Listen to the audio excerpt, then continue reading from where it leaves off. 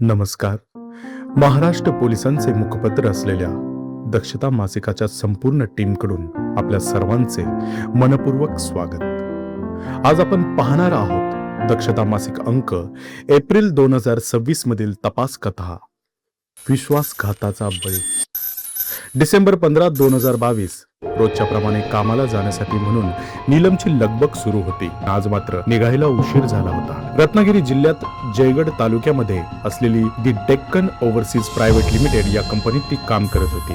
आता सगळे काम कसे होणार या विचारातच तिने तिच्या समोर असलेली गेस्ट रूम उघडली. तिने झाडून पुसून सगळी रूम लख्ख केली. आपल्या मागच्या बाजूला कोणी येऊन उभे राहिले याची तिला जाणीवही नव्हती. मागे वळून बघितल्यावर रमेश आहे हे तिला समजले. रमेश तिच्याशी बोलण्याचा प्रयत्न करत होता, पण नीलमला मात्र आपली कामे पूर्ण करायची होती. थोड्या वेळाने रमेश त्या खोलीच्या बाहेर आला आणि तिथून निघून गेला. थोड्या वेळात पवन नावाचा रंगकाम करणारा एक कामगार त्या खोलीच्या जवळ आला. त्याने खिडकीतून डोकावले असता त्याला समोर जे दिसले ते बघून तो पुरता हादरला. समोरचा प्रकार बघता त्याने जयगड पोलीस ठाण्यात फोन केला. ठाण्यात कार्यरत पोलीस निरीक्षक नितीन ढेरे यांना सदर बातमी समजताच त्यांनी त्वरेने घटनास्थळी धाव घेतली. एव्हाना संपूर्ण कंपनीत ही बातमी पसरली असल्याने घटनास्थळी अनेक लोक जमा झाले होते. घटनास्थळी दाखल होताच पोलिसांनी त्या खोलीच्या दरवाजाला लावलेली कडी उघडली. त्यांच्या डोळ्यांसमोर 32 वर्षीय नीलम रक्ताच्या थारोळ्यात पडली होती. पोलिसांनी तिला तपासले तेव्हा ती जिवंत असल्याचे पोलिसांना समजले. साहेबांनी सहकारी पोलीस अंमलदार शैलेश पाटील यांना अँब्युलन्स बोलवण्याची सूचना केली. थोड्याच वेळात तिथे अँब्युलन्स दाखल झाली. तिला तातडीने रुग्णालयात उपचारार्थ नेण्यात आले. तिथे तिच्यावर उपचार सुरू झाले, पण डॉक्टरांच्या प्रयत्नांना यश आले नाही. नीलमची प्राणज्योत मालवली. दरम्यानच्या काळात पोलिसांनी घटनास्थळाचा 2 पंचासमक्ष पंचनामा केला.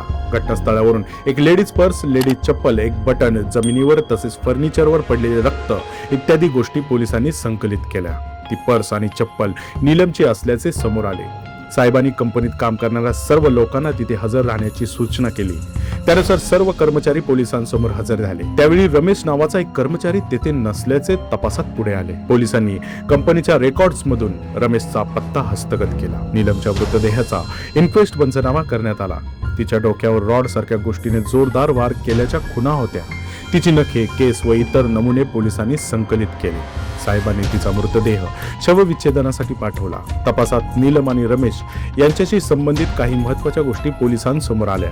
त्या आधारे तसेच पोलिसांना मिळालेल्या माहितीच्या आधारे संशयित रमेशचा तपास सुरू झाला. त्याच्या शोधार्थ साहेबांनी तपास पथके रवाना केली. त्यांनी तो कुठे असू शकतो या दृष्टीने तपास करत असताना पोलिसांना निरनिराळ्या मार्गाने मिळालेल्या माहितीच्या आधारे त्याला कोल्हापूर येथून अटक केली. आरोपी रमेशला घेऊन पोलिसांचा ताफा जयगडच्या दिशेने निघाला. काही तासातच तपास पथक रमेशला घेऊन जयगड पोलीस ठाण्याच्या आवारात दाखल झाले. डेरे साहेब आता रमेशच्या समोर येऊन उभे राहिले. साहेबांनी 15 डिसेंबरला रमेशला त्याच्या ठाव ठिकाण्याविषयी विचारले. त्याने आपण कंपनीत असल्याचे सांगितले. त्याच्याशी बोलताना साहेबांचा आवाज चढला. साहेबांचे ते रूप बघून आता आपली सुटका नाही हे रमेशच्या लक्षात आले. त्याने गुन्हा कबूल केला. रमेश आणि नीलम यांचे एकमेकांवर प्रेम होते, पण हल्ली नीलम रमेशला टाळत असे. ती रोज कोणाच्या तरी गाडीवरून कामावर यायची. 15 तारखेला सुद्धा रमेशने कामावर येताना नीलमला घाईघाईत एका माणसाच्या बाईकवरून उतरताना पाहिले. म्हणून त्याने तिच्याशी बोलून एकदाचा या प्रकरणाचा काय तो सोक्षमोक्ष लावायचा असे ठरवले. तिचा शोध घेत रमेश रेस्ट रूम पाशी गेला. तिला सकाळी बघितलेल्या घटनेबद्दल त्याने रागाने विचारले. तो असताना ती दुसऱ्यांच्या मोटारसायकलवर मागे बसून काय येते असे विचारले तर ती उडवाउडवीचे उत्तरे देऊ लागली. तिने उत्तर द्यायचे सोडून विषय बदलू लागली. त्यावेळी रमेशला तिच्या या वागण्याचा प्रचंड राग आला. तिथे किचनमध्ये वापरतात तो रॉड पडला होता, तोच त्याने तिच्या डोक्यात मारल्याचे रमेशने सांगितले.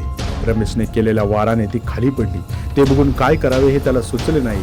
मग तो बाहेर आला आणि दाराला कडी लावून बाहेर पडल्याचे त्याने कबूल केले. पोलिसांनी रमेशकडून गुन्ह्यात वापरलेले हत्यार हस्तगत करून सर्व संपादित केलेल्या गोष्टी तपासणीसाठी न्यायसहाय्यक वैज्ञानिक प्रयोगशाळेकडे पाठवल्या. तसेच नीलमचा शवविच्छेदन अहवाल पोलिसांनी प्राप्त केला. पोलिसांनी माननीय न्यायालयात आरोपी विरोधात दोषारोपपत्र दाखल केले. समोर आलेले सर्व साक्षी पुरावे ग्राह्य धरून तसेच दोन्ही बाजू ऐकून घेत माननीय न्यायालयाने रमेशला भारतीय दंडविधान कलम 302 अन्वये आजन्म सश्रम कारावास आणि 10,000 रुपये दंड तसेच कलम 342 नुसार 1 वर्ष सश्रम कारावास अशी शिक्षा सुनावली आहे.